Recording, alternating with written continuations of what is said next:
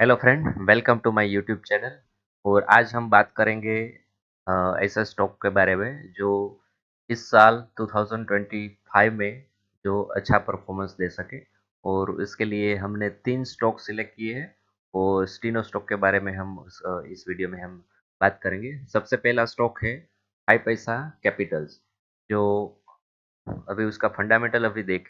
High पैसा capital का अगर मार्केट कैप देखें तो 1600 करोड़ की कंपनी है। वो माइक्रो कैप में कह सकते हैं या स्मॉल कैप में कह सकते हैं। स्टॉक की 26 का है और अगर बुक वैल्यू देखें तो 185 का है। रिसेंटली एक हाई बना के लोअर लेवल पे आ गया है। अगर उसका चार्ट पैटर्न में तो जाए और एक ब्यूटीफुल कॉकपिट हैंडल पैटर्न बनाया था। मैं तो ड्रॉ कर दूँ तो ये reverse head and shoulder pattern भी कह सकते हैं। यहाँ से ये और फिर यहाँ से ब्रेकआउट दिया और यहाँ से फिर से वापस रिट्रेसमेंट होके सेम लेवल पे आ गया है। अगर उसका टेक्निकल टारगेट हम उसका मेजर करें, जो reverse head and shoulder pattern में उसको निकल के आता है, वो करीबन 49% का टेक्निकल टारगेट, करीबन 50% का पोटेंशियल टारगेट निकल के आता है। वो 797 के आसपास रहता है। रिसेंटली यहाँ एक बड़ा सा ग्रीन कैंडल हुआ था। मैं अभी सारी ड्राइंग निकाल देता हूँ और आप देख सकते हो बड़ी सी ग्रीन कैंडल के साथ यहाँ एक ब्रेकआउट हुआ था और फिर मार्केट के चलते ये नीचे आ गया है स्टॉक। अब और यहाँ से अगर मैं रिसेंटली जो हाई बना था इस लेवल पे, अगर वहां तक भी मेजर करें करंट लेवल से, तो यहाँ से ये करीबन 45% का गेन यहाँ से सीधा सीधा नजर आता है। अगर उसका टेक्निकल टारगेट तक हम होल्ड करके रहें तो करीबन 43% का गेन यहाँ से नजर आता है। और दूसरा एक और सिमिलर कंपनी है जो एंजल वन, सबको मालूम ही है। एंजल वन में भी वो मार्केट कैप 27,000 करोड़ का है, यानी कि मिड कैप कंपनी है। यहाँ भी उसका नेट प्रॉफिट फाइव फाइव पैसे में। मैं अभी एक बात कहना भूल गया, क्वार्टरली रिजल्ट अगर देखें तो अभी हाईएस्ट एवर है। कंपनी ग्रोइंग स्टेज में है। अब से काफ़ी टाइम से अगर देखें 2021 से का नेट प्रॉफिट कभी भी नेगेटिव में नहीं आया है। कंपनी लगातार ग्रो कर रही है क्योंकि अभी साइज छोटी है तो उसका नेट प्रॉफिट भी छोटा है। तो धीरे धीरे जैसे भी मार्केट में लोग ट्रेडिंग में आएंगे उस हिसाब से इस कंपनी को भी बेनिफिट मिलेगा। हालांकि एंजल वन बड़ी कंपनी है तो उसको भी बेनिफिट मिलने वाला है। ऐसा नहीं है कि छोटी कंपनी को ही ग्रो होगी, लार्ज कंपनी और लार्ज होगी, मतलब मिड वाली कंपनी भी। तो उसका भी अगर क्वार्टरली रिजल्ट देखें तो हाईएस्ट एवर क्वार्टरली रिजल्ट आया है। और उसका अगर टेक्निकल टारगेट देखें एंजल वन का, एंजल वन का अगर टेक्निकल टारगेट देखें, वैसे वैसे ये एक बार चल चुका है और रिसेंटली यहाँ एक रिट्रेसमेंट थोड़ी बहुत दिखी थी। यहाँ एक बड़ा सा मूव आके फिर से लोअर लेवल पे आ गया है। अगर करंट प्राइस से लेकर अगर रिसेंट हाई तक भी देखें तो थोड़ा सा अच्छे से देख लो, 27% का यहाँ सीधा सीधा गेन नजर आता है। और सेकंड नंबर पे हमारा जो आता है वो बंधन बैंक है। अगर बंधन बैंक की हम बात करें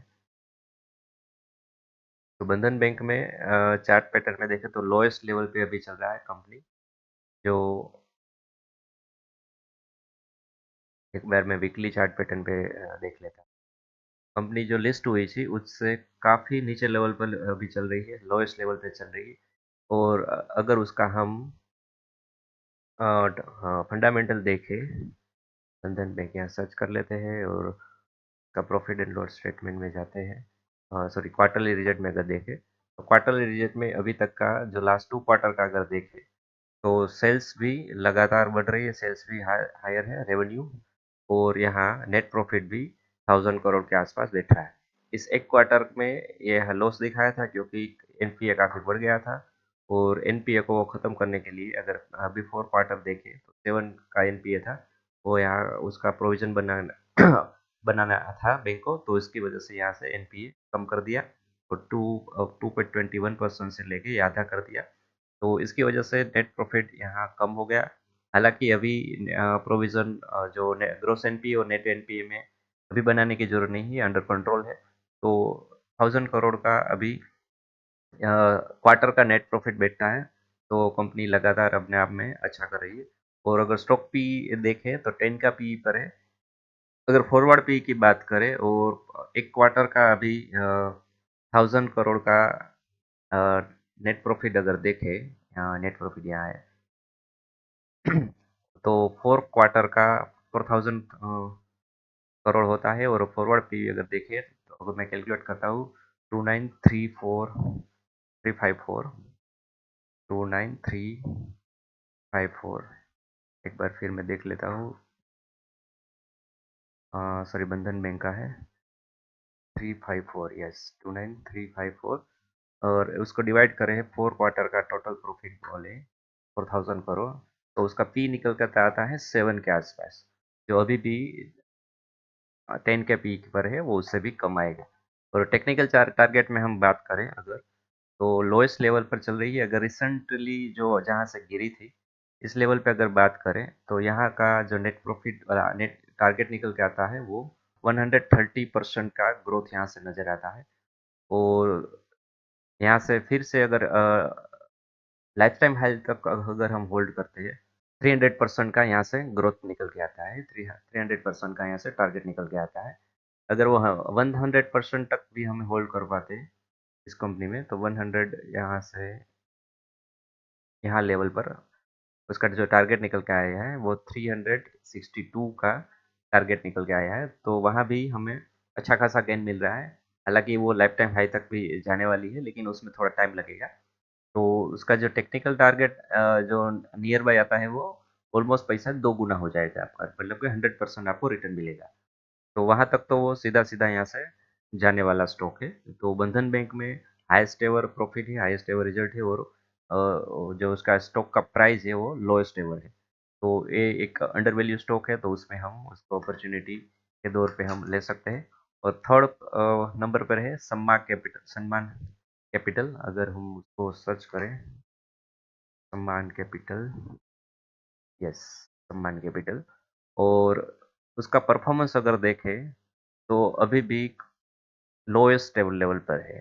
कंपनी का जो लिस्टिंग हुआ था वहां से लेके काफी ऊंचे गया था। और अभी सेम रेंज पे काफी टाइम से, ये 2020 से अभी तक सेम रेंज पे है। अगर उसका कंपनी का फंडामेंटल चेक करें, हालांकि वो रीनेम हुआ था, पहले इंडिया बुल कंपनी थी, उसका वेबसाइट भी आप देख सकते हो। और यहाँ भी लिखा है India bull housing finance company, एक एनबीएफसी कंपनी थी। और कंपनी का अभी मार्केट कैप 10,000 करोड़ है। और इसका पी भी 8 के आसपास है। और कंपनी का अगर क्वार्टरली रिजल्ट देखें तो अभी तक का वो हाईएस्ट एवर है, 3,327 रुपीज़ का, 327 CR का उसका नेट प्रॉफिट अभी 1 क्वार्टर का आया है, जून क्वार्टर का। दूसरी एक और बात, जो बुक वैल्यू है यहाँ इस कंपनी की 268 है। और अभी जो चल रहा है 144। कभी भी किसी भी शेयर बुक वैल्यू से अगर कम चल रहा है और लगातार प्रॉफिटेबिलिटी दिखा रहे हैं, तो बुक वैल्यू तक तो जाना ही है। तो अगर उसका हम टेक्निकल टारगेट निकालें तो अभी मैंने एक रेंज ड्रॉ की है। अगर सेम रेंज पे अगर जाता है करंट लेवल पे, तो भी वो 100% का यहाँ से सीधा सीधा गेन नजर आता है। और 274 का अभी ये टारगेट देखने को मिलता है, जो कि बुक वैल्यू के आसपास ही बुक वैल्यू है 268। तो 100% का गेन तो सीधा सीधा यहाँ से नजर आता है।